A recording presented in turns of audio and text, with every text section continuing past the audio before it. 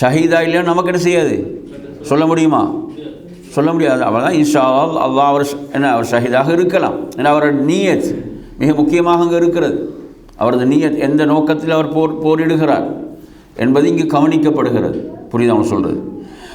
எனவே அருமையான அதே போல் அடுத்து இதில் ஒரு விஷயம் சொல்கிறார் என்னென்று சொன்னால், அல்லாஹ்வுடைய பாதையில் போரிடுதல் என்பது அதற்கென்று சட்டங்கள் உண்டு. லஹு லவாபித், அதற்கென்று சட்டங்கள் வரையறைகள் உண்டு. எனவே ஒருவர் அவர் விரும்பியபடி என்ன செய்கிறாரு, ஒருவர் ஆயுதத்தை கையில் ஏந்தி போருகிறார் என்பதற்காக அது ஜிஹாதுன்னு வந்துடுமா? அப்படி அது வந்துவிட மாட்டாது. ஏன்னா அல்லாஹுடைய பாதையில் ஜிஹாத் செய்வது என்று சொன்னால் அதாவது அது ஒரு தலைமைத்துவத்துக்கு, இஸ்லாமிய தலைமைத்துவத்துக்கு கீழ்தான் அது இருக்க வேண்டும் என்ற விடயத்தை சொல்கிறார். புரியுதா? தலைமைத்துவத்துக்கு கீழ் அது இருக்க வேண்டும். அல்லது அந்த தலைமைத்துவம் அந்த போருக்கு ஒரு தலைவரை நியமித்து அவருக்கு கீழ் அது இருக்க வேண்டும். அப்படி அமையும் போதுதான் அது அல்லாஹ்வுடைய பாதையிலே ஜிஹாத் செய்வதாக அமையும்.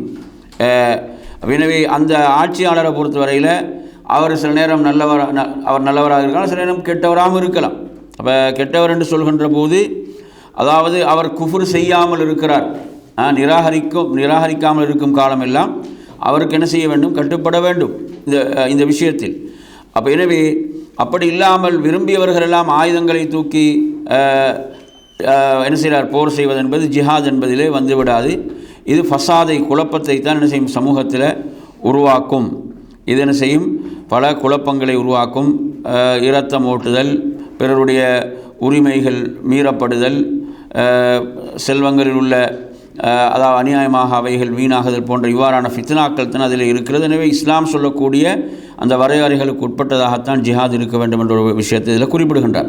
சரி, அடுத்து வாங்க 76ஆம் பக்கத்தில் அர்வாஹு அஹ்லி ஸஆதா பாக்கியத்துன் நாஇமத்துன் இலா யௌமி யுபஅஸூன் வ அர்வாஹு அஹ்லி ஷகாவா முஅzzபத்துன் இலா யௌமித்தீன்.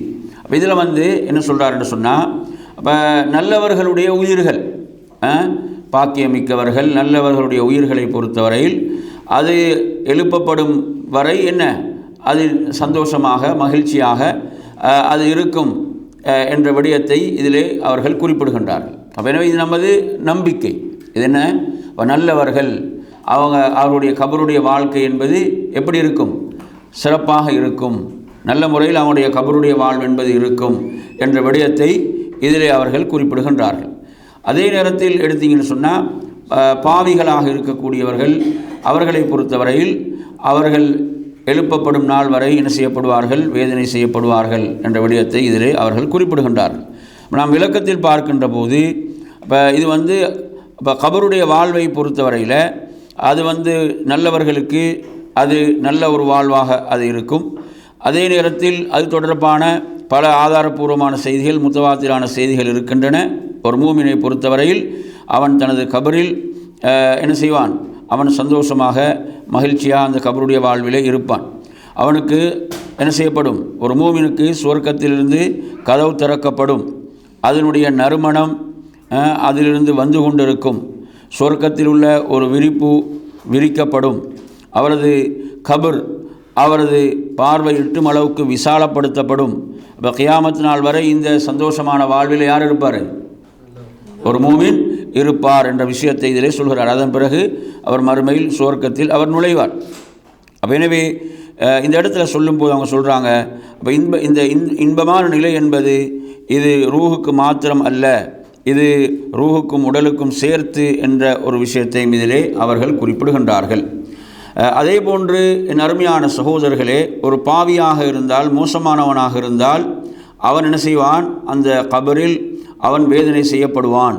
எக்கவல ரூஹி வாழல் பதனி ஃபில் கபர், அவனது ரூஹுக்கும் உடலுக்கும் கபரில் வேதனை செய்யப்படும். அப்போ இதுதான் அஹ்லு சுன்னா வல் ஜமாவுடைய அகீதாவாக இருந்து கொண்டிருக்கிறது என்ற விஷயத்தை இங்கே சொல்கிறாங்க. ரூஹுக்கு மாத்திரம் அல்ல என்ற விஷயத்தையும் இங்கே அவர்கள் குறிப்பிடுகின்றார்கள்.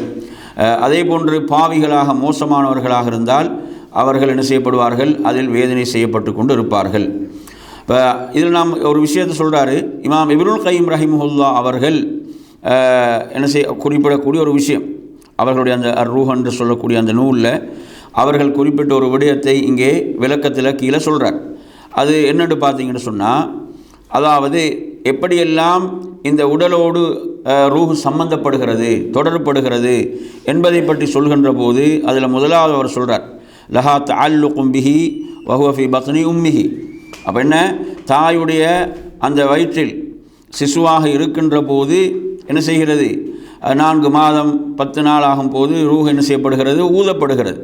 அப்போ அந்த ரூஹ் என்பது ஊதப்படும். இங்கே என்ன செய்யுது, அந்த உடலோடு ரூஹ் என்ன செய்யப்படுகிறது, சம்பந்தப்படுகிறது. அப்போ இதே ஒன்றாக சொல்கிறார். அடுத்து அவர் சொல்கிறார், வலஹா இத்திசாலும் பிஹி பாஜ விலாஜதிஹி. எனவே குழந்தை பிறக்கிறது, பிறந்த பிறகும் அந்த என்ன செய்யும், அந்த உடலில் ரூஹ் உயிர் என்பது இருக்கும். அந்த உடலோடு ரூஹ் என்பது தொடர்புபடுகிறது மரணிக்கின்ற வரை, இந்த உலகத்தில் மரணிக்கின்ற வரை. இப்போ எத்தனாவது, 2வது சொல்லுங்கள். முதலாவது என்ன, வயிற்றில் இருக்கும்போது. அடுத்தது பிறந்த பிறகு மரணிக்கின்ற வரை. 3வது என்ன, வலஹா இத்திசாலும் பிஹி ஃபின் நௌம். தூக்கத்தில் என்ன செய்து அந்த ரூஹுக்கு உடலோடு உள்ள தொடர்பு. இப்போ தூக்கத்தை பொறுத்தவரையில் அது ஒரு சிறிய மவுத் இல்லையா, அது ஒரு வஃபாத், ஒரு சிறிய மவுத் தான், உயிர் கைப்பற்றப்படுகிறது. அல்லா சொன்னால் வஹுவல்லதி யதவஃபாக்கும் பில்லைல் வயஅலமு மா ஜரஹ்தும் பின் நஹார், சூரத்துல் அன்ஆம் 60வது வசனம். அவன் தான் இரவில் என்ன செய்கிறான், உங்களை கைப்பற்றுகிறான், அதே போன்று பகலில் நீங்கள் செய்பவற்றையும் அவன் அறிகின்றான். எனவே நறுமையான சகோதரர்களே, இப்போ தூக்கம் என்று சொல்வதும் ஒரு சிறு மௌத்தாக இருக்கிறது. அந்த ரூஹோடு அந்த உடலுக்கு தொடர்பு அங்கே இருக்கிறது என்பதை நாம் பார்க்கின்றோம். அடுத்ததாக நீங்கள் எடுத்தீங்கன்னு சொன்னால் 4வது சொல்கிறார், அந்த கபருடைய வாழ்வில் என்ன செய்யும், அந்த உடலோடு ரூஹ் என்பது சம்பந்தப்படும், தொடர்புப்படும். இப்போ அவர் விசாரிக்கப்படக்கூடிய சந்தர்ப்பங்கள் எல்லாம் அதில் இருக்கின்றன. இப்போ அதன் பிறகு அருமையான 5வது சந்தர்ப்பமாக சொல்கிறார், மறுமையில் எழுப்பப்பட்டவுடன் அந்த உடலோடு ரூஹ் என்பது தொடரப்பட்டு விடுகிறது. அது என்ன செய்யும், அப்படியே நீண்டதாக, அது நிரந்தரமானதாக இருக்கும். அதில் என்ன செய்யாது, ஒரு பிரிவு என்பது இருக்காது. ஒன்று நல்லவராக இருந்தால் சொர்க்கத்தில், பாவியாக இருந்தால் நரகத்தில் என்று இந்த விஷயங்களை இதில் குறிப்பிடுகின்றார். இது இமாம் இப்னுல் கய்யிம் ரஹிமஹுல்லாஹ் அவர்கள் குறிப்பிட்ட விடயங்களை சொல்கிறார். சரி, அடுத்த அருமையான சகோதரர்களே கவனிங்க, 77வது பக்கம். அன்னல் முஃமினீன யுஃப்தனூன ஃபி குபூரிஹிம் வயுஸ்அலூன். மூமின்களை பொறுத்தவரையில் அவர்களுடைய அந்த கபரில் அவர்கள் சோதிக்கப்படுவார்கள். அவங்க என்ன செய்யப்படுவாங்க, சோதனைக்கு உட்படுத்தப்படுவார்கள். யுஃப்தனூன ஃபி குபூரிஹிம் வயுஸ்அலூன், அதே போன்று அவர்கள் விசாரிக்கப்படுவார்கள். அல்லாஹ் சொல்கிறான், சூரத் இப்ராஹிம் 27வது வசனம், யுஸப்பித்துல்லாஹு அல்லதீன ஆமனு பில் கௌலி ஸாபிதி ஃபில் ஹயாத்தி துன்யா வஃபில் ஆஹிரா. இப்போ மூமின்களை அல்லாஹு தஆலா உறுதிமிக்க வார்த்தையை கொண்டு என்ன செய்வான், இந்த உலக வாழ்விலும் மறுமையிலும் அல்லாஹ் அவர்களை உறுதிப்படுத்துவான் என்று அல்லாஹு தஆலா சொல்கிறான். அப்போ எனவே இது மூமின்களுக்குரிய சிறப்பாக இருக்கிறது. அவர்கள் அந்த உறுதியான உறுதிமிக்க வார்த்தையில் அவர்கள் உறுதியாக இருக்கும்போது அல்லாஹ் மூமின்களை உலகிலும் நாளை மறுமையிலும் அல்லாஹ் உறுதிப்படுத்துவான், பலப்படுத்துவான் என்ற விடயம். அப்போ இதில் விளக்கத்தில் பார்த்தீங்கன்னா, அப்போ மின் உசூலி அஹ்லி சுன்னத்தி வல் ஜமா, அப்போ அஹ்லு சுன்னா வல் ஜமாவுடைய அந்த நம்பிக்கையுடைய அடிப்படைகள் என்றும் உள்ளதுதான். அதாவது அல் ஈமானு பி ஃபித்னத்தில் கபருடைய வாழ்வில் என்ன செய்யப்படுதல், சோதிக்கப்படுதல் என்று நம்பிக்கை கொள்ளுதல். கபருடைய வாழ்வில் ஒரு மூமின் எப்படி சோதனைக்கு உட்படுத்தப்படுவான், எப்படி கபருடைய வாழ்வில் ஒரு மூமின் சோதனைக்கு உட்படுத்தப்படுதல் என்றால் விசாரணை என்ன செய்யப்படும், மலக்குகள் 2 மலக்குகள் கேள்வி கேட்பார்கள். எனவே அந்த சோதனை அது ஒரு சோதனையாக இருக்கிறது. இப்போ அல்லாஹ்வுடைய தூதர் ஸல்லல்லாஹு அலைஹி வஸல்லம் சொல்கிறார்கள், ஹதீஸை பாருங்கள், இன்னல் அப்த இதா வுதிஅ ஃபீ கப்ரிஹி. அப்போ ஒரு அடியான் கபரிலே வைக்கப்பட்டால் என்ன செய்து அவரை அடக்கிவிட்டு அவரது தோழர்கள் சகோதரர்கள் திரும்புகின்ற போது அவர்களுடைய அந்த செருப்புகளுடைய அந்த ஓசை என்ன செய்வார், அவர் செவி ஏற்பார். அந்த நேரத்திலே 2 மலக்குகள் அவரை அமர வைப்பார்கள். அந்த மலக்குகள் அதில் பாருங்கள், தொடர்ந்து சொல்கிறாரு, அமர வைத்து அவரிடம் கேள்விகளை கேட்பார்கள். மன் ரப்புக் என்று கேட்கும்போது, அதாவது உனது இறைவன் யார், ஃபயகூல் ரப்பி அல்லாஹ், என் இறைவன் அல்லாஹ். உனது தீன், உனது மார்க்கம் என்ன என்று கேட்கும்போது, தீனி அல் இஸ்லாம், எனது மார்க்கம் இஸ்லாம். அதே போன்று ஃபயகூலானிலஹு அவர்கள் இருவரும் கேட்பார்கள், மஹாதர் ரஜுலுல்லதி புய்ஸ ஃபீக்கும், உங்களுக்கு அனுப்பப்பட்ட இந்த மனிதரை பற்றி உமக்கு என்ன தெரியும் என்று சொல்லும்போது அவர் பதிலளிப்பார், ஹுவ ரசூலுல்லாஹ், அவர்தான் அல்லாஹ்வுடைய தூதர். எனவே இதை நீர் எவ்வாறு அறிந்து கொண்டீர் என்று கேட்கும்போது அவர் சொல்வார், கராத்து கிதாப் அல்லாஹ், நான் அல்லாஹ்வுடைய வேதத்தை ஓதினேன், ஃபஆமன்து பிஹி, அதை நான் நம்பிக்கை கொண்டேன், வஸத்தக்து, அதை உண்மைப்படுத்தினேன். அப்போ அதில் உள்ள அந்த செய்திகள்.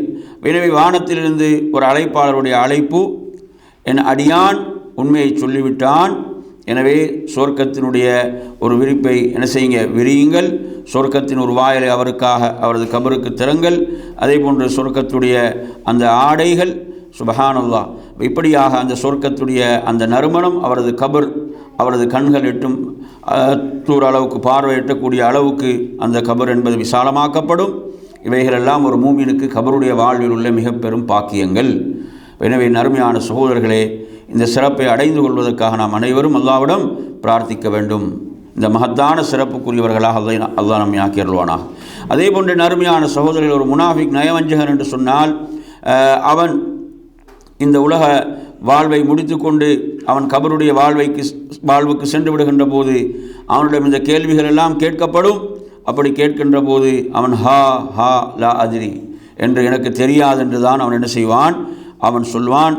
எனவே நறுமையான சகோதரர்களே, அவனை பொறுத்தவரையில் வானத்திலிருந்து ஒரு அழைப்பு எப்படி வருமென்றால், நரகத்திலிருந்து ஒரு விரிப்பை விரியுங்கள், நரகத்தின் ஒரு ஆடை அணிவியுங்கள், நரகத்தின் ஒரு கதவை திறந்து விடுங்கள்.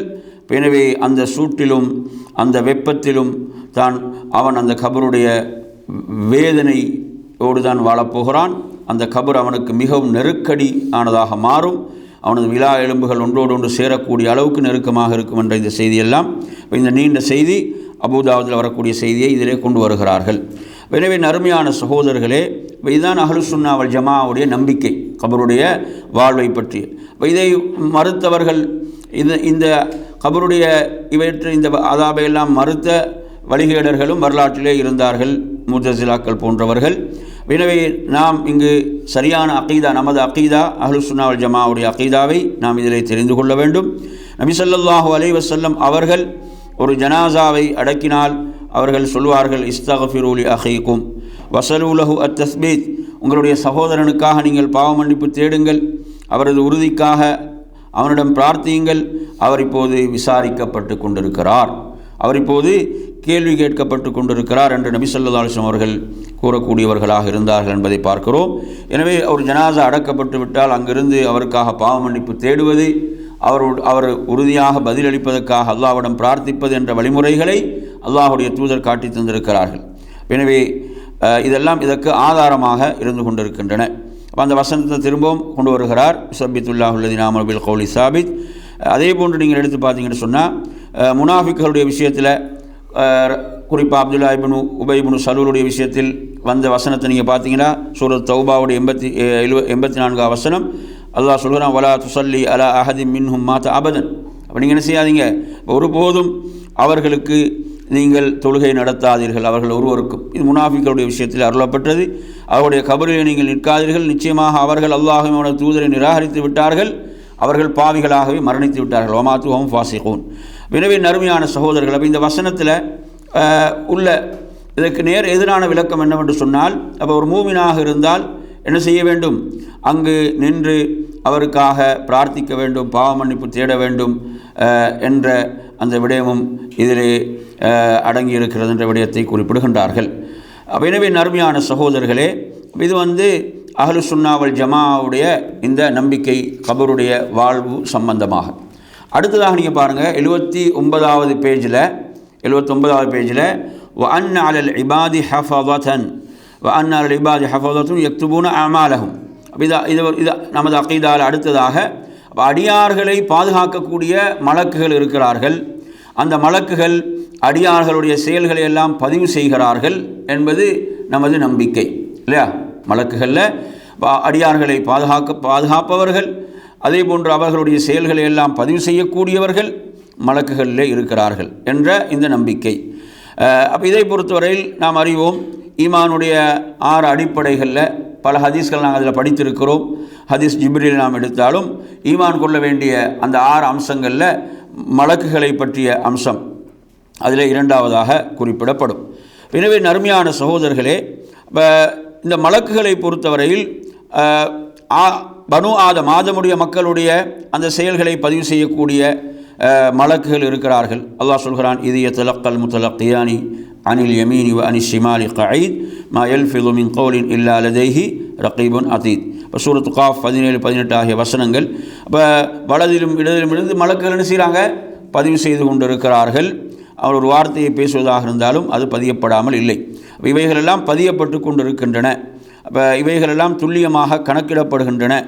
படைத்த ரப்புல் ஆலமீன் யாவற்றையும் அறிந்தவனாக இருக்கிறான். அப்போ நாளை மறுமையில் இப்போ இந்த ஏடு தான் அவனிடம் ஒப்படைக்கப்பட போகிறது. அவன் செய்த நன்மைகள் தீமைகள் எல்லாம் அதிலே பதியப்படும். அல்லாஹ் அவர்களை சொல்லும்போது சங்கையான எழுத்தாளர்கள் என்று சொல்கிறான். இன்ன அலைக்கும் லஹாஃபிதீன் கிராமன் காத்திபீன் யஅலமூன மா தஃஅலூன். எனவே அவர்கள் உங்களை பாதுகாக்கக்கூடிய அவர்களை பொறுத்தவரையில் பாதுகாப்பாளர்கள் சங்கையான எழுத்தாளர்கள், நீங்கள் செய்வற்றையெல்லாம் அவர்கள் அறிவார்கள் என்று அல்லாஹு தஆலா சொல்கிறான். எனவே நறுமையான சகோதரர்களே, இப்போ இந்த மலக்குகள் என்ன செய்கிறாங்க? அடியானுடைய செயல்களை எல்லாம் பதிவு செய்து கொண்டிருக்கிறார்கள். அதே போன்று நீங்கள் ஹதீஸில் பார்க்குறோம், இந்த மலக்குகளில் ஒரு சாராரை பற்றி ரசூலுல்லாஹ் சொல்கிறாங்க, அதாவது யதஆகபூன ஃபீக்கும் மலாயிக்கத்தும் பில்லைல் வ மலாயிக்கத்தும் பின்னஹார். இப்போ இரவிலும் பகலிலும் தொடர்ந்து உங்களிடம் வரக்கூடிய அந்த மலக்குகள் என்ன செய்வாங்க? அவர்கள் வருவார்கள். இரவில் ஒரு சாரார் வருவார்கள், இப்போ அவர்கள் செல்லும்போது இன்னொரு சாரார் வருவார்கள். இவங்க எந்த தொழுகையில் ஒன்று சேருவாங்கன்னு ரசூலுல்லாஹ் சொல்கிறாங்க, இவர்கள் ஃபஜ்ருடைய தொழுகையிலும் அசருடைய தொழுகையிலும் இவர்கள் சந்திப்பார்கள். இந்த மலக்குகள் சந்திக்கக்கூடிய இடம் எது? ஃபஜ்ரிலும் அசரிலும் இந்த மலக்குகள் சந்தித்து கொள்வார்கள். இப்போ இந்த ரெண்டு தொழுகையும் எவ்வளோ சிறப்பானதுன்னு பாருங்கள். ஃபஜ்ருடைய தொழுகையும் அசருடைய தொழுகையும் எவ்வளோ முக்கியமான தொழுகைகள். எனவே அந்த மலக்குகள் என்ன செய்வார்கள்? அல்லாஹ்விடம் ஏறி செல்வார்கள். அல்லாஹ் யாவற்றையும் அறிந்த அல்லாஹ், அவர்களை பற்றியெல்லாம் அறிந்த அல்லாஹ் என்ன கேட்பான் என்றால், எனது அடியார்களை நீங்கள் எவ்வாறு விட்டு விட்டு வந்தீர்கள்? அப்போது மலக்குகள் சொல்வார்கள், நாம் அவர்களை தொழுகையில்தான் விட்டு விட்டு வந்தோம், நாம் செல்லும் போதும் அவர்கள் தொழுகையில் தான் இருந்தார்கள். எவ்வளோ பெரிய சிறப்புன்னு பாருங்கள். சுப்ஹானல்லாஹ். இந்த செய்தி புகாரில் வருது. இன்றைக்கி நாங்கள் பார்க்குறோம், இந்த தொழுகையெல்லாம் எவ்வளோ அலட்சியப்படுத்தப்படுது மக்களால். இவ்வளோ சிறப்பு தொழுகைக்கு இருக்கிறது, இவ்வளோ பெரிய அந்தஸ்து இந்த தொழுகைக்கு கொடுக்கப்படுகிறது. இவ்வளோ பெரிய அந்தஸ்து கொடுக்கப்பட்டும் இன்று மக்களுக்கு மத்தியில் தொழுகை என்பது எவ்வளோ அலட்சியமாக மாறிவிட்டது என்பதை நாம் சிந்தித்து பார்க்க வேண்டும். அல்லாஹ்விடத்தில் நாம் நினைவு கூறப்படுகின்ற, அல்லாஹ்விடத்தில் மலக்குகள் நம்மை நினைவு கூறக்கூடிய ஒரு முக்கியமான ஒரு இடமாக இது இருக்கிறது. பாருங்கள், இந்த இரண்டு தொழுகையை பேடி தொழக்கூடியவர்கள் உடைய விஷயத்தில் எவ்வளோ பெரிய சிறப்பு இருக்கிறது என்பதை நாம் இந்த செய்தியிலே பார்க்கின்றோம்.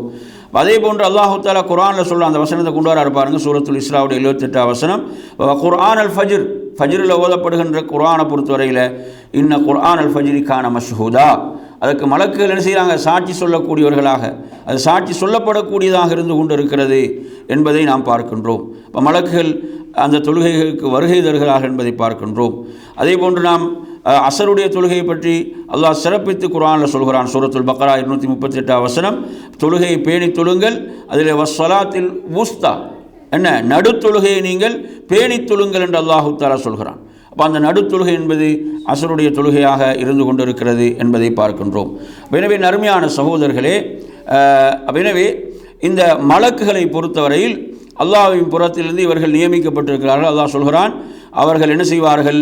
லஹு முஅக்கிபாத் மின் பைனி யதைஹி வ மின் கல்ஃபிஹி யஹ்ஃபதூனஹு மின் அம்ரில்லாஹ். அவர்களுக்கு முன்னாலும் பின்னாலும் அவர்கள் என்ன செய்யக்கூடியவர்கள்? அவர்களோடு இருக்கக்கூடியவர்கள், அல்லாஹ்வுடைய அந்த கட்டளையின்படி அவர்களை பாதுகாப்பவர்கள், அல்லாஹ்வின் கட்டளைப்படி அவர்களை பாதுகாக்கக்கூடியவர்கள். ஆனால் அவர்களுக்கு எழுதப்பட்டது வந்துவிடுமாக இருந்தால் அந்த மலக்குகள் ஒதுங்கி விடுவார்கள். அந்த மலக்குகள் என்ன செய்வாங்க? அவர்கள் ஒதுங்கி விடுவார்கள், அந்த நிகழக்கூடியது நிகழ்ந்துவிடும் என்பதையும் நாம் இங்கே இதில் உள்ள விளக்கத்தை நாம் பார்க்க முடியும். இப்போ பாதுகாப்பு பொறுத்தவரையில் அதாவது பொதுவாக எல்லோருக்கும் வரும். பொதுவாக இப்போ உதாரணமாக எடுத்திங்களா, இப்போ அவர்களுக்கு விதிக்கப்பட்டது வரும் என்று சொல்லும்போது எல்லாரும் என்ன செய்யும்? அது குறிக்கக்கூடியதாகவும் இருக்கிறது என்பதை நாம் புரிந்து. மூமின்களுக்கு சிறப்பான பாதுகாப்பு இருக்கிறது என்றதில் மாற்று கருத்து கிடையாது. அப்படியான பாதுகாப்பு இருக்கிறது என்பதில் மாற்று கருத்து கிடையாது. எனவே நறுமையான சகோதரர்களே, அதே போன்று அடுத்த இதில் பாருங்கள், மலக்குகளில் உயிர்களை கைப்பற்றுவதற்கு பொறுப்பாக்கப்பட்டவர்கள், அதில் முதன்மையானவர்களாக மலக்குல் மௌத். அல்லாஹ் சொல்கிறான், குல் யதவஃபாக்கும் மலக்குல் மௌத் இல்லதி உக்கில பிக்கும் சும்ம இலா ரப்பிக்கும் துர்ஜஊன். அப்போ உங்கள் ஒவ்வொருவருக்கும் என்ன உயிரை கைப்பற்றக்கூடிய ஒரு வானவர் நியமிக்கப்பட்டிருக்கிறார். அவர் என்ன செய்வார்? உங்களுடைய உயிர்கள் உமது ரப்பின் பால் மீட்டப்படும். அப்போ இதற்கு மலக்குகள் நியமிக்கப்பட்டிருக்கிறாங்க. அப்போ அந்த மலக்குக்கு உதவிக்காக பல மலக்குகள் இருப்பாங்க. அந்த உயிரை கைப்பற்றக்கூடிய மலக்குக்கு உதவிக்காக பலர் இருப்பாங்கன்றதை நாங்கள் பார்க்க முடியும். அதே போன்ற அருமையான சகோதரர்கள், அல்லாஹ் அதுக்கு எப்படி சொல்லலான்னு சொன்னால், அந்த மவுத் அவர்களுக்கு வருகின்ற போது தவஃபத்து ருசுலனா, அப்போ எமது அந்த தூதர்கள் உயிரை கைப்பற்றுவாங்க. இதில் அல்லாஹ் பன்மையாக சொல்கிறான். அப்போ எனவே அதில் அவர்கள் என்ன செய்ய மாட்டாங்க, எந்த ஒரு குறையும் செய்ய மாட்டாங்கன்னா, அதை முற்படுத்தவும் மாட்டாங்க, பிற்படுத்தவும் மாட்டாங்க. உரிய நேரத்தில் அந்த உயிரை கைப்பற்றுவாங்க. இது சூரத்துல் அன்ஆமுடைய 61ஆம் வசனத்தில் நீங்கள் பார்க்கலாம். அதே போன்ற அருமையான சூரை ஊதுவதற்காக பொறுப்பாக உள்ள மலக் இஸ்ராஃபில் அலைஹிஸ்ஸலாம். அப்போ அதை பற்றி அல் குர்ஆனில் வரக்கூடிய வசனத்தை இங்கே கொண்டு வரார். சூரத்து ஜுமருடைய 68ஆம் வசனம். எனவே அந்த சூர் ஊதப்படுகின்ற போது வானங்கள் பூமியில் உள்ளவையெல்லாம் என்ன செய்துவிடும்? மூர்ச்சியாகிவிடும். அல்லாஹ் நாடியதை தவிர அதன் பிறகு ஒரு சூர் ஊதப்படும். அப்போது மக்கள் அந்த ரப்பின் முன்னால் எழுந்து நிற்பார்கள். அதே போன்று வஹைக்கு பொறுப்பான மலக்காக ஜிப்ரீல் அலைஹிஸ்ஸலாம், அதே போன்று மலைக்கு பொறுப்பான மலக்காக மீகாயில் அலைஹிஸ்ஸலாம். இப்படி பல மலக்குகள் அல்லாஹுடைய கட்டளைகளை நிறைவேற்றுவதற்காக நியமிக்கப்பட்டிருக்கிறார்கள் என்று நாம் நம்பிக்கை கொள்ள வேண்டும். மலக்குகள் ஒளியால் படைக்கப்பட்டவர்கள். அப்போ இது மலக்குகள் தொடர்பான விடயங்கள். எனவே அதில் 81ஆம் பக்கத்தில் பார்த்தீங்கன்னா, வலா யஸ்குது ஷையுன் மின் ذلك அன் இல்மி ரப்பிஹிம் வ அன்ன மலக்குல் மௌத் யக்பிது அர்வாஹ பிஇذن ரப்பிஹி. அந்த படைத்த ரப்புடைய இல்மிலிருந்து எதுவும் என்ன செய்ய விழமாட்டாது. அதே போன்று மலக்குல் மௌத் என்பவர் அல்லாஹுடைய அனுமதியோடு உயிர்களை கைப்பற்றக்கூடியவர். அந்த இடத்துல அப்போ நாம் இதில் 2 பகுதி இன்றைக்கி படித்தோம். அகீதா சம்பந்தமாக என்னென்ன பகுதி? கபருடைய வாழ்வு, அந்த பர்சஹ்னு சொல்கிறோமா இல்லையா? பர்சஹுடைய வாழ்வு, வராஹிம் பர்சஹுன் இலா யௌமி யுபஅஸூன். அப்போ அந்த திரை மறைவுக்கு உள்ள வாழ்க்கை, அப்போ அந்த பர்சஹுடைய வாழ்வு, அது தொடர்பான நம்பிக்கை, அதே போன்று மலக்குகள் தொடர்பான அந்த நம்பிக்கை சம்பந்தமான விஷயங்களை நாம் இன்றைய வகுப்பிலே அறிந்து கொண்டோம். இன்ஷா அல்லாஹ் அடுத்தடுத்த வகுப்புகளில் நாம் என்ன செய்யலாம்? ஏனைய பகுதிகளை நிறைவு செய்யலாம். وآخر دعوانا الحمد لله رب العالمين.